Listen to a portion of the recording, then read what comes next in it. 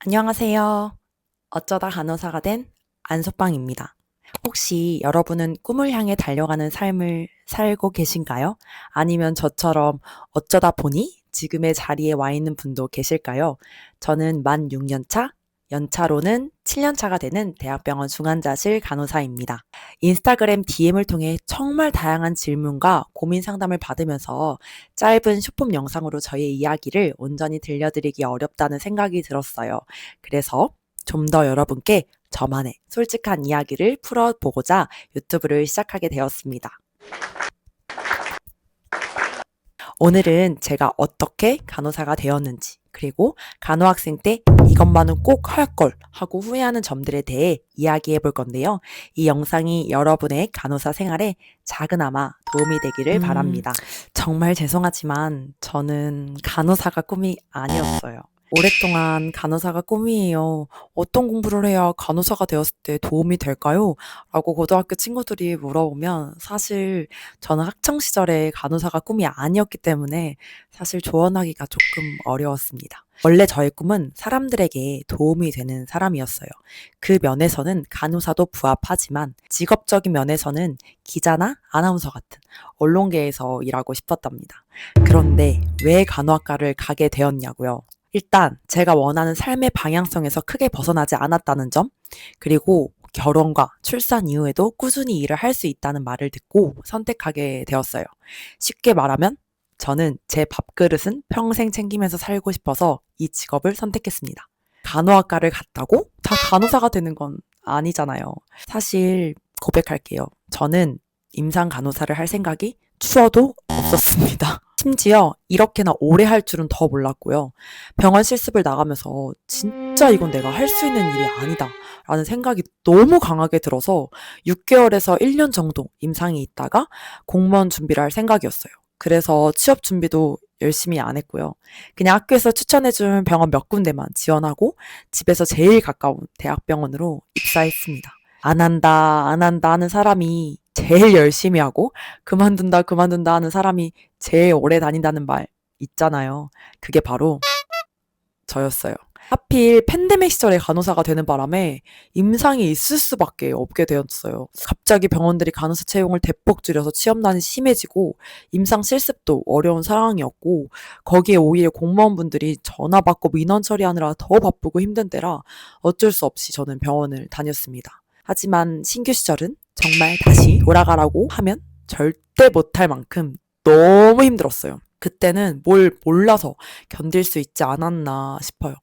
아무런 준비 없이 제가 임상에 던져졌기 때문에 학생 간호사 때 이런 걸 알고 했다면 어땠을까라는 후회하는 것들이 있어서 오늘은 제가 이 이야기를 좀 해보려고 해요. 첫 번째, 병원 실습 때 적극적으로 배울 걸 정말 많은 후회를 했습니다. 아직도 기억나는 게 제가 신규 간호사 때 앰플을 따는데 앰플을 잘 못 따니까 손에 그 앰플이 박혀서 피가 났던 경험이 있었거든요. 그래서 그 경험 때문에 저는 처음에 앰플 따는 게 정말 무서웠었어요. 근데 사실 실습 나갔을 때 간호사 선생님들이 앰플 한번 따볼래요? 뭐 약 믹스 한번 해볼래요? 이렇게 되게 많이 물어봐 주시거든요. 근데 그때마다 저는 아니에요. 저 그냥 볼게요. 이렇게 옵저할게요 했었는데 선생님들이 시켜주는 거 그냥 다 해볼 걸 이라는 생각을 진짜 많이 했었어요. 사실 간호학생 때는 다양한 것을 경험해보고 시도해봐야 하고 그때마다 적극적인 태도로 임해야 하는 것이 맞는 것 같아요. 특히 임상실습에서는. 그래야 간호사가 되었을 때도 병원에서 적극적인 태도로 일을 할 수가 있어요. 실습 때 제가 너무 소심하고 소극적이었어서 간호사가 딱 처음 되었을 때도 처음에는 이 마인드 자체를, 그러니까 소극적인 마인드 자체를 바꾸기가 진짜 쉽지 않았거든요. 그런데 적극적으로 하려고 하고 배우려고 해야 간호사가 되었을 때 이 병원 임상 안에서는 팍팍 늘고 선배들도 진짜 좋아하고 덜 혼나거든요. 그래서 마인드를 처음부터 실습 때부터 임상지에서부터 미리미리 준비하는 것이 중요하다는 생각이 들어서 제가 학생 간호사라면 이 부분을 정말 꼭 기억할 것 같아요.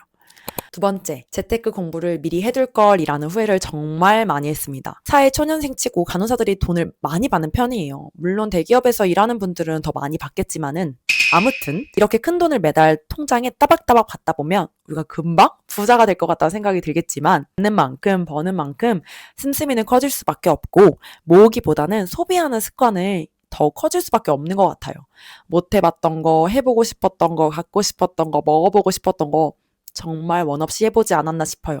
친구들 만나서 여행도 다니고 맛집도 투어하고 맨날 맨날 놀러 다니면서 그 제가 번 돈들을 다 썼던 것 같아요. 그래서 일을 한 지 오래됐는데도 모은 돈이 별로 없는 거예요. 제가 이제 결혼을 준비하고 있는데 결혼을 준비하면서 딱 통장을 열었는데 진짜 뭐 했지? 라는 생각이 들 정도로 모은 돈이 없다는 생각이 들어서 정말 제대로 현타가 왔었어요. 학생 때부터 재테크에 관심 가졌던 제 친구는 벌써 1억을 모았다고 하는데 제 자신에게 정말 많이 위축을 당했습니다. 간호사 선생님들 정말 힘들게 돈 벌잖아요. 우리 3교대 근무하고 밤샘 근무하고 점심시간도 보장도 없이 열심히 뛰어다니는데 통장에 아무것도 없으면 얼마나 허탈해요. 저처럼 후회하지 마시고 미리 학생 때부터 일하기 시작할 때부터 돈 공부하는 것을 추천드려요. 혹시 지금 사회 초년생이 아닌 분들이 이 영상을 보고 계시다면 그럼 나는 이미 늦었구나. 난 아니구나 라고 생각하지 마시고 저도 이제서라도 정신 차리고 경제 공부하고 재테크 공부하고 부동산 공부하기 시작했거든요. 늦지 않았습니다. 여러분들도 저와 함께 같이 우리 재테크 공부하면서 부자 돼보자고요. 세 번째, 영어 공부하는 습관을 들일 걸이라는 후회를 했습니다. 영어를 잘하면 다양한 기회가 온다고 하잖아요. 아는데 영어 공부하는 거 쉽지가 않아요. 특히 회사 다니면서 공부하는 건 더 쉽지 않고요. 영어는 지금도 사실 1년 전에 좀 영어 공부 해볼 걸. 한 달 전이라도 좀 해볼 걸. 하다못해 일주일 전에 영어 좀 공부해둘 걸이라는 생각을 하는데도 사실 공부하는 게 쉽지 않은 부분이기도 해요. 그래서 학생 때 영어 공부에 흥미를 붙여서 공부해 두시는 걸 진짜 너무너무 추천드려요. 병원에서 회의 연습 프로그램이나 학회 같은 걸 종종 보내주거든요. 당연히 영어 회화가 어느 정도 되는 사람을 보내줍니다. 근데 우리는 영어를 못한다는 거. 그래서 갈 수가 없다는 거죠. 회사에서 보내주는 거니까 사실 커리어에도 좋고 좋은 새로운 경험을 쌓을 수 있는 기회가 생기는 거잖아요. 심지어 회사를 다니면서 내 연차 쓰지 않고 그 영어권에 가서 배우고 느낄 수 있는 부분들이 진짜 많거든요. 그런데 영어를 못해서 못 간다는 거 너무 아깝잖아요. 하루에 10분이라도 영어 공부를 하는 습관을 꼭 가졌으면 좋겠어요. 사실 저 영어 학원도 다녀봤고 여러 가지 영어 공부를 해보려고 시도를 해봤거든요. 근데 막상 하다가 중간에 멈추게 돼요. 그러니까 영어는 진짜 사실 성실한 게 진짜 중요하다 생각을 하거든요. 그래서 하루에 10분이라도 영어 공부를 하는 습관을 꼭 가졌으면 좋겠어요. 우리 같이 영어 공부합시다. 어쩌다 간호사가 된 저보다 영상을 보고 계신 여러분들이 더 많이 준비하고 고민하면서 이 간호의 길을 선택하고 결정하셨을 거라고 생각해요. 생명을 살리는 가치 있는 일이지만 내 자신도 가꾸면서 더 멋진 사회인으로 간호사로 성장하기를 항상 응원하겠습니다. 그럼 다음 주에 만나요. 안녕.